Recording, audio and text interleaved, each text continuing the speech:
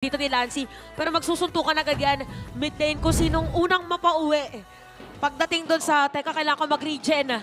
Yun ang mananalo sa early game. At maaabangan na nga natin yan sa pagpasok natin sa Land of Dawn. Welcome nga pala sa Game 1 of this Best of 3 series. Magtatapatan ng TNC Pro Team at Onyx Philippines sa kanilang pinakaunang laban of the second half of the regular season. Burrito, ito na yung binabanggit ni Chantel. Suntukan agad sa mid lane. Oo, ito na. Harapan na nga kaagad. Pero gusto ko yung respeto na binigay ng Onyx Philippines doon sa crowd control na talaga napunuan ng TNC. Dalawang Purify, Super Prince at itong si Kelra. Pero si Brusco ay nag-aabang. Yawi as well ay nakamatsyag na rin lang. Kung lalapit siya dito, ang ganda lang pinapamalas ng ating mga roamers. No? Gusto lang nila kita nila isa't isa. Oo, tsaka sineseta pa na agad yan ng wave breaker. Pero mukhang kinailangan agad mag-flicker dito ni Yawi. An early flicker for the roamer of TNC. At mukhang nananakit agad ang kupunan ng Onyx Philippines kung saan man sila mapunta. Oo, ang ganda dito. Sabi nga ni Super Prince, kailangan ko ng tulong. No? Basic common emblem para nga naman matugunan no? Yung kakulangan niya doon sa hybrid regeneration. Kasi again, nagkaroon ng adjustment dyan na ang hirap nang gamitin ng isang Zushin para bang isang babad mo lang, ubos ka agad mana mo, no? Oo, talagang kinailangan bawasan ng kalakasan ang isang Zushin. Pero tignan mo naman, Kelren, Benecutie, agaran na agad, nagbibirahan. At na-regen na nga rin parehas para sa dalawa. May kalamangan talaga ang Granger sa matchup na to, pero nakakasabay naman ang bagyo. Kayang-kaya niyang sabayan niya. Range, medyo lugi talaga. Dito si Yawi and yung crowd control ay evident na doon sa kanilang lineup kahit hindi pa masyadong tumatama ito. And 10 seconds para doon sa unang pagong ng laban. Pwesto na kagad ang magkabilang kupunan. Oo, inaabangan ko talaga kung sino yung makakaunang turtle dito dahil kung napansin natin yung Lord changes, no, parang mas naging importante pa yung pagkuha mo ng mga early objectives dahil dumadamba na agad yung pinakaunang Lord na nagsuspawn sa larong ito. Kaya naman sa pinakaunang pagong ang pwesto ay si Yawi para sa TNC Pro Team. Pero mukhang mauuna ang kupunan ng Onyx Philippines in terms of establishing that position doon sa may Pixel Bush. Okay, si Lord JM ay nakasilip lang din. Nakikipaghawaan lang si Kirk dito. And ang ganda na ginagawa ni Super Prince. Inaabangan lang niya kung sino ang dadamba. Level 3 pa lang si Yawi dito.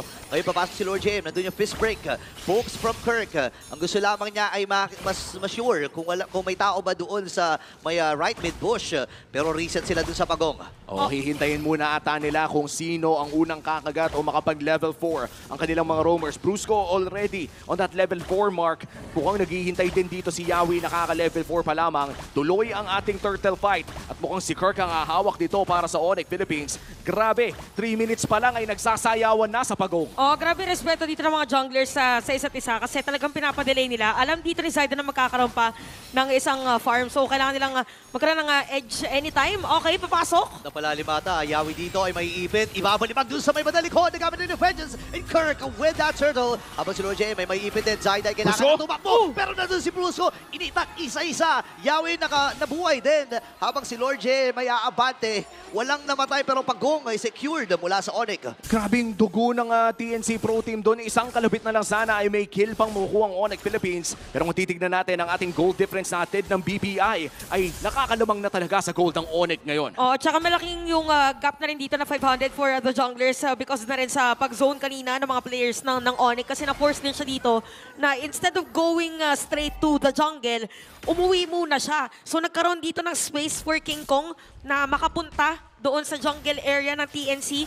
Hence, 1 point something goal para dito kay... wait lang. Okay, nagamit na rin kagad doon yung mga suntok pero si Super Prince ay may ipit! Oh no! Ako po, nakapatay! First blood para kay Zyda. Grabe TNC. Malinis yung paghanap ng opportunity for TNC Pro Team. Nasilip na nga rin natin sa Infinix in-game equipment na nandun pa lang tayo sa parte na parang chop suey build pa lamang ang lahat na ginagawa ng mga players. But looking at the items, mukhang nakuha na rin sa wakas ni Zyda at pati na rin ni Kelra ang kanilang mga first big damage item talaga. Napakagandang observation kasi Hunter Strike para dito kay Kelra, pero wala pa talagang core item para dito kay Benecutie. So in terms of laning, medyo nauuna ngayon si Kelra because of the range na rin. Kasi kung ikaw yung carry, medyo kailangan mo close range para talaga maka-free hit ops. Okay, Red 3, nagamit na rin dito ni Zyda. Super Prince, kailangan lumayo. Nagamit yung kanyang Crimson Beacon para sa extra shield. At ngayon, may idea sila na walang ultimate. Itong si Zyda, At Pagong ay mabubuhay na rin na few. Parang pasok na rin naman ata sa timing, Chantel, dahil by the time lumabas ang pagong na ito, ay may retry na rin at ulti si Zyda. Oo, saktong-sakto lang din. Ang pinaka-inano nila dito is ma-force agad yung Crimson Beacon na parang hindi agad makapag-zone. And bottom, tuloy-tuloy yung laban Okay, Lord JM, may ipit, King Kong at si Kurt. Ako, sinasayawan. Andun yung mga sayaw mula dito kay King Kong habang Zyda nakuha ng Pagong. Pasok din si Brusco versus 3. Grabe naman P5 naman ni Brusco pero walang malakas sa apat. Ladies and gentlemen, TNC nakakuha ng kill. Grabe yung cross-map trade skill para sa Onyx Philippines. Pero TNC Pro Team naman ay nag-focus doon sa Pagong. 2v1 scenario here para kay Kelra. Pero mukhang hindi siya papalagan ng kupunan ng TNC Pro Team. Ito na ata yung oras, Jantel. Meron ng isang tore, kalmado naman na ata ang Land of Dawn. Oo, kasi kanina sunod-sunod yung nagiging palitan ng dalawang teams natin. And nakita natin that for first turtle, nag-go yung Onyx, nag-contest sila nakakuha nun. Binitawan nila doon sa second na turtle. Ibig sabihin, ayaw muna nila ng team fight kasi pasugod din yung heroes dito ng TNC in terms of team fight at saka instantly kaya nilang bigyan si Super Friends. Now, yung death naman for Brusco, ang concept doon is para ma-secure ni Kelra yung jungle, yung green kung saan siya nakatayo ngayon, and good space naman siya for Benny Cutie para maklear niya yung isang minion ng Onyx. At gusto ko yung part dito na nag-vengeance Ayun! si Brusco. Pero yun na may na-tsunami slam na sa kamatayan. Ako, namatay na kagad dito si Brusco. 4v5 ang magiging laban. Grabe yung ginagawa dito ng TNC. Pitik lang kung pitik. Pick off lang kung pick off. At dito malakas ang kanilang komposisyon. Oo, yung tsunami slam talaga ng isang Kaleya. Doon na natin nakita yung unang play. Oh, so medyo ngayon nagkakaroon tayo ng idea na good counter pala against Hilda, Oh, no. yung Kaleya, kasi diretso tsunami slam. Pagka naramdaman nila na merong tao sa any bush, kasi di ba pagkadaan doon diretso tsunami slam, hindi na makakatakbo kasi ang tagal ng crowd control. Isama mo pa dito yung Terrify nung hero ni Lancy no Valentina. Nakakainis din kasi yung follow-up the moment na malapag ka sa iyong meron pang Yun, ganyan. Meron pa tayong tidal slam o tidal something. strike. Yung kumbaga may double stun na effect ang isang Kaleya. Kaya naman napakahirap talagang gumalaw kapag nabuhat ka na. Pero ito na si King Kong, papasok na untog! Ako, naipit ata. Yun na, wala na ata takasan kasi nandun naman yung tsunami slam. At si Lord JM kailangan mag-flicker out. Ngayon may ibit ba si Zyda dito? Makakapatay din si Kera. Habang pumapasok na yung mga member dito ng Philippines. Nakakagaling si Kera. Habang ito Ayun, si ayun, Kurt ayun! ay delikado din ang kanyang buhay. Kailangan lumayo. Super Prince nakabante. Grabe naman mang zone ito si Super Prince. Oo, 2 kills para sa kupunan ng Onyx Philippines at mukhang makakakuha pa nga sila ng turtle. At Onyx, just like that, nakalamang na sila ng almost 4,000 gold. Oh, ito naman yung sinasabi natin na conversion. Sabi natin kanina, mid-game mo mapapansin yung conversion. Pero para dito sa Onyx, naging maaga dahil na rin dun sa cross-map plays na ginawa nila kanina. Because of that, 4K gold lead and 5.8K. Actually, 6K na si King Kong versus 4.8K ni Zyda. So medyo malaking kalamangan. Oo. Same with the gold laners. So definitely para dito sa Onyx, yung usual pathing, hiwalay muna si Grabe. King Kong, bigyan ng space si Kelra pag may mag-team fight or mag-initiate from a TNC, palag. At napaka-update na rin naman kasi Kirk going in for the engage split. Lord JM! Aray! Delikado siya dito. Kera with a kill. Kailangan lumayo pero ibabalibag doon sa may matalikuran. Brusco, napaka-tibay din. Kailangan lumayo ni Awit. Di pa rin makakatakas. Ay si Kera ay makakuha ng kill. Benny Cutie as well ay nakabawing din. Sabay kuha ng Crimson Beacon. Itong si Lancy. Pero diretso lang talaga ang Onyx. Oo, 2-for-1 trade ang naganap doon sa may bandang itaas at mukhang tuloy ang pagsisiege ng Onyx Philippines. Punta muna sa inhibitor turret. Pumutok na nga rin ang blessing doon. Punta naman sa mid lane, mukhang may minion pa nga Wow. ang Onyx doon. 6,000 gold lead ang kanilang nakuha at mukhang si Zyda ay papasok doon sa likod kay Kelra. Wala ng damage at may heal pa kasi nakakilling spree na bago, Chantel. Oh, at saka ano take note guys na si Kelra, ay, meron na rin Sky Piercer pala, 5 kills. So ilan na yung stacks niyan? 50. Ano pa lang, 9 minutes. So yung sabihin na nating level gap between the players, Kelra is currently at level 12. Yung highest level mo, si Zyda is 12 also. Pero yung other players and heroes ng TNC dito, level 9. So medyo masakit to para kay Yawi. Medyo mahihirapan sila ngayon na pumronta against Kelra. So pwede sigurong pa isa-isa muna yung gawin. Better yet ay hanapin si King Kong dun sa may top lane. Kaso wala din pala silang pang-hold against Ajoy, not unless kasama din si Lord JM. Nakakatakot talaga ito. And for Onyx Philippines, no, nakakatuwa din na may bagong Granger build na nakikita with the killing spree kung saan nagdadagdag ito ng HP. At nabanggit mo na nga rin, no, mukhang wala talagang pang-hold sa isang Joy. Bukod na lamang sa Badang na sadly nalulusutan pero may nabalibag na naman. Yun na nakapag-purify pero pumasok nangyaring kaga dito si Zaida. Critical na kanya buhay pero abolition ni King Kong. Retribution na gamit na nandun. Yung electrifying beats mula kay King Kong. Papasok din sa base. Pero sabi dito ng Onyx Philippines, wag na-atras na lang natin. Wala man tayong retribution pero sapat yung damage natin. Kung kukunin man natin itong Lord na ito. Nakakatakot pala yun, yung re-retrihin ka ng Joy na naka-full stacks, tas bigla kang tasabihan habang nag-electrifying beats. And look at Kelra, 600 stacks already, 10 minutes in Shantel. Oh my gosh. Napakataas talaga nito dahil dyan ay may Lord pang makukuha ang Onyx Philippines. Tapos ano pa siya, meron pa siyang Malefic Roar. So, imagine dito yung penetration na mabibigay niya against the players. Eh, wala ka naman talagang super hard tank for TNC dito sa game. Kasi yung isa niya, Killing Spree tapos Rapture. So, medyo mahirap ngayon kasi wala burst. Okay. Kaya pala ganun yung emblem ni Kelra dito. Kasi wala talagang instant burst for TNC. Kaya niya tumagal sa team fight. And with the items that he has, parang yung gustong kumulit ay medyo masakit. Oo, and looking at the Infinix in-game equipment, no, ay inihintay pa ata natin yung third item na nagmumula dito sa Hanzo na nagmumukhang golden staff as this third item. Kulang pa talaga sa damage ang TNC Pro Team ngayon, and with this second Lord of the game na hawak ng Onyx Philippines, ay mukhang magpupush sila dito sa may bandang mid lane. Pero kalat-kalat pa ang miyembro ng mga Sonics, mukhang 3-lane push ang hinahanap nila. Oo, and ngayon ay hawak at nandun na may sa may gitna ang Lord na ito at dadamba na nga rin. Naka-ready ang Onyx Philippines dito para umabante. And si Lance hahawak ng Crystal Beacon. Ang target na nga nila ay si Kirk at bibigyan ng flicker ni gamit. Habang si Silent doon sa Pivotal Free hit lang pero mapapasabog kagad siya. Kailangan lumayo dito ng CNC. Aray. At doon yung mga baril mula kay Kelra. Tatapusin na nga ba nila? Hindi sapat yung Lord na iyon para matapos sila itong laban na ito. At kailangan lang muna kumatras pa ng dalian ng Onyx. Magandang tsunami slam for Yawi. Kailangan nilang ayon yung mga instantly makakakuha sila ng kill. Hala. And eto na yung sinabi natin pag late game, medyo may damage siya talaga. Yung Hanzo. Yun na tayong hinihintay ng TNC Pro Team. That was a crucial pick-off on the side of the Phoenix Army. Zaida already popping. 5-2-in-1. Ito na yung power spike na hinihintay nila. Pero ang kanilang katapat, napakataas pa rin ang damage dealt ni Kelra. Nasa 55,000.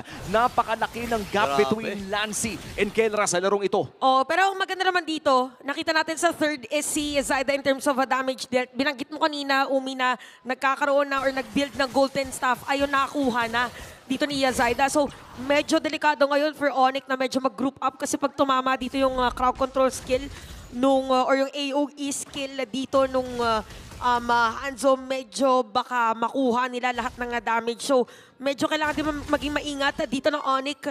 And for Onyx naman, lamang pa rin naman sila pagdating dito sa kanilang gold. It just so happened na yung instant damage na pwedeng ibitaw ni Zaida ay medyo nakakatakot kung ikaw yung Onyx. Tsaka hindi na rin makalapit pala sa mga buff nila ang TNC Pro Team dahil malaki na nga ang gold lead ng Onyx Philippines. It's almost 9,000 gold. And in terms of Torre, isa pa lang ang nase-secure ng TNC Pro Team. Kaya naman hirap na hirap silang maghanap ng control over the map. In Onyx Philippines, on the other hand, talagang pumapasok na nga, nakatira na nga ata sa loob ng gubat ng TNC Pro Team.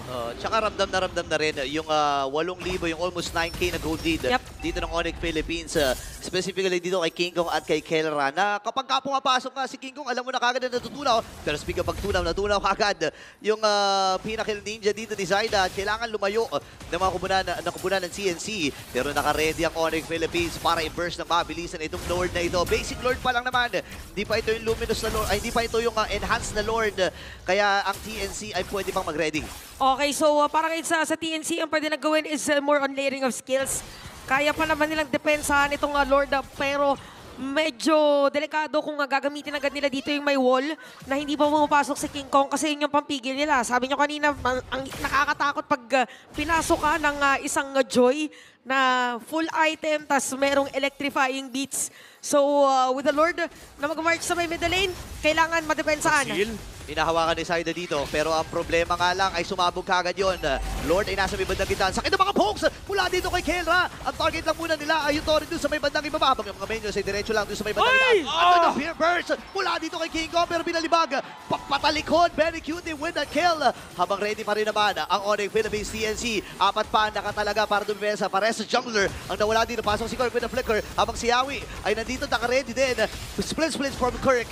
Pero ready din si Bruce. Wow! Andun yung base crack and base break play. Pero hindi pa sapat yung damage nila. At magpupush pa nga ata dito ang Onyx Philippines. That's 3 inhibitor turrets down. At mukhang magbaback off na nga ang mga Sonics. Nice defense mula sa TNC Pro Team. Hindi pa naman tapos ang laro. Pero 3 inhibitor turret ang nawala sa kanila. Oo, sobrang gandang depensa para dito sa TNC. Pero makikita natin that for King Kong talagang diniretso niya, hinanap niya si Zaida kasi sabi natin, yung pinaka magiging cause ng sabihin na nating pag-disrupt dun sa pattern ng Onyx is gonna be yung pagpasok ni Zaida. So with the Zaida being out, before that defense, medyo naging madali para dito sa Onyx na masira lahat ng inhibitor turret. Now that Benny is at level 15, 203 KDA, the more na tumatagal yung laban, the more na magiging equipped naman yung ibang mga kasama dito ng TNC. So for Onyx, as early as now, pag dumating na kasi sa game equilibrium, medyo mahirapan na sila. Kailangan na nilang tapusin At ngayon. saka sumasakit na talaga si Benny QT. Yep. 2-0-3 in this game. Ang low pressure area ay nagiging bagyo na. Dito natin makikita na yung late game carry. Ang nandyan pa rin naman, hindi naman nawala yung kalakasan ng isang carry in the late game. And kung babalikan natin, marami sa mga backdoor plays, marami sa mga career highlights ni Benny QT ay nasa hero na ito. Kompleto na item niya dito. Rose Gold Meteor for added survivability. If ever man gusto niyo makipagsabay sa mga frontline heroes dito ng Onyx Philippines. Tsaka napababa na rin naman nila yung gold. Kanina almost 9K na yan. Ngayon naman, nasa 6.8K. So slowly but surely ang TNC ay ginagapang itong laban na to para at least kahit paano mapadikit at hindi sila maabantihan. Lalo na yung Lord na ito ay pabuhay na rin. Oo, 1 minute bago, actually 1 minute bago maging Evolved Lord. Hindi pa naman ito yung talagang pang GG push na 18 for Onyx Philippines. Ay maganda pa rin na makuha nila ito dahil pinababa din naman yung interval ng paglabas ng Lord. So kung sakaling hindi nila makuha ng Evolved, ay ilang minuto lang ang kanilang aantayin. Okay, so ito, ganda yung posisyon. So si Super Prince naging mauuna dyan. Pero kung merong flicker, tas biglang Tsunami Slam ay medyo may hirapan, kailangan ready. Yung Crimson Beacon, grabe yung zone nangalahati agad yung buhay dito ni Lord JM. Easy Lord yata. Oo, Easy Lord talaga, and that's going to be the third Lord na mapupunta sa kamay ng Onyx Philippines. Sino? Pero may concealed play na gagawin dito si Yawi. Si Kirk ay nahanap niya, binalibag pa! Ayun na, dinala doon sa mga miyembro dito ng TNC Pro Team. Numbers na agad nila, pero lalaban na sa Crimson Beacon yung nagamit na agad. Dito ni Lancy, ready na ang Super Family na mag-dive. Nakapatay na agad, bossing nila din si Kera. Kailangan na ni Lancy. Ngayon Pero si si King King Kong, Kong! nasa may King Kong! likod. Andun si King Kong, pero makakasurvive pa rin. Ang TNC Pro Team, kaya yung Lord nasa gitna na. Oo, 4v4 scenario, walang inhibitor turret. Phoenix Army pumupusong patagaling ito. Mahanap si King Kong, pinalibag na rin sa likod! Napatay kaagad. Ngayon, tatlo na naatasan dito para sa Onyx Philippines. And Brusco ay ready pa rin kalahati ang kanyang buhay. Available naman ang kanyang immortality. Pero magbibase ang kaba dito ang Onyx Philippines. Ready ang CNC. Nato may pensa. Habang si Kera free hit lamang. Tori na ang kanyang magiging punteriya. At ang Super Family makakuha ng game number 1. At matapos ng napakagandang mid-game para